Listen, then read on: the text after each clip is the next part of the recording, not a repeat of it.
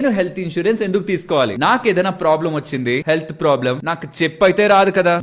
నా బాడీలో కూడా స్కాన్ చేయించాను అనుకోండి, ఏదో ఒక ఇష్యూ బయటపడుతుంది. బట్ మన బాడీ వాటిని అడ్జస్ట్ చేసుకుంటూ ముందుకు వెళ్ళిపోతూనే ఉంటుంది. ఎప్పుడు మన బాడీ చెప్తుందంటే నా వల్ల కాదురా అన్నప్పుడు చెప్తుంది. అప్పుడు హాస్పిటల్ కి వెళ్ళి టెస్ట్ చేస్తే ఎప్పటి నుంచో ఈ కండిషన్ ఉంది, ముందే మీరు చూపించుండాలి, రెగ్యులర్ హెల్త్ చెకప్ చేయించుండాలి, ఇప్పుడు ఈ ప్రాబ్లం ఉంది, ఇది చేయాలి, దీనికి ఇన్ని లక్షలు ఖర్చు అవుతుంది అనేస్తారనుకోండి. ఆ డబ్బులు నా బ్యాంక్ అకౌంట్ లో ఉందా? బికాస్ నేను దీనికి ప్రిపేర్డ్ గా లేను, హెల్త్ ప్రాబ్లమ్ ప్రిపేర్డ్ గా లేను. నేను నా పిల్లలు ఏం చేయాలి, నేను ఎక్కడికి వెళ్ళాలి, నేను ఏం కొనుక్కోవాలి, ఈఎంఐలు అలా వీటికి నేను ప్రిపేర్డ్ గా ఉన్నాను. దీనికి నేను ప్రిపేర్డ్ గా లేను. ఇప్పుడు నేను దీనికోసం నా బ్యాంక్ అకౌంట్ లోంచి డబ్బులు తీస్తే నా వైఫ్, నా పిల్లలు, నా ఫ్యూచర్ రిలేటెడ్ గా పెట్టుకున్న అన్ని డ్రీమ్స్ ఈ ఒక్క హాస్పిటల్ బిల్ తో చెదిరిపోవా? కాబట్టి నేను ఏం చేస్తానంటే, ఇది బాడీ ఏ ప్రాబ్లం వస్తుందో ఎప్పుడు నాకు తెలియదు కాబట్టి ఫ్యూచర్ లో నాకు కానీ, నా వైఫ్, నా పిల్లలు, వాళ్ళకి ఎటువంటి హెల్త్ ప్రాబ్లం వచ్చినా ఇన్ని లక్షల వరకు నా బ్యాంక్ లో డబ్బులు నేను టచ్ చేయకూడదని తీసుకునేదే హెల్త్ ఇన్సూరెన్స్. ఇప్పుడు చెప్పండి, ఇది ఎవరికి ఉండాలి, ఎవరికి ఉండకూడదు? ఎంత పెద్ద బిల్ వచ్చినా నేను అసలు భయపడను, నా బ్యాంక్ లో డబ్బులు ఉంది అనుకున్న వాళ్ళకి హెల్త్ ఇన్సూరెన్స్ అవసరం లేదు అంటాను అనుకుంటారేమో. వాళ్ళకు కూడా ఉండడం మంచిదే. ఏదో ఒక టైంలో లక్షలు పెట్టే బదులు 100లో లేకపోతే 1000-2000 పెడితే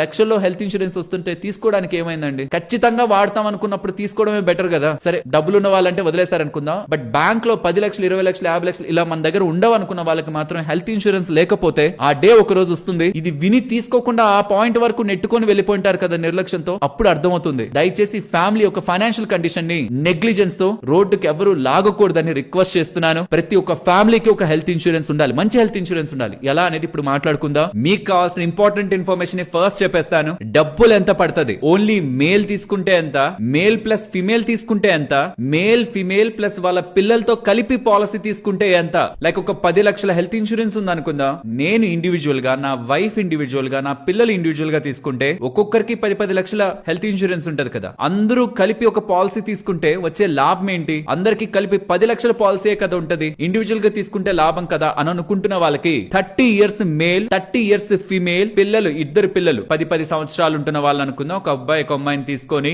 ఎలా వాళ్ళు ఒక్కొక్కరుగా తీసుకుంటే ప్రీమియమ్స్ ఉండి ఉంటాయి, కలిపి తీసుకోవడం కారణంగా ఎలా ప్రీమియమ్స్ మారుంటాయి అనేది నేను మీకు ఎక్స్ప్లెయిన్ చేస్తాను.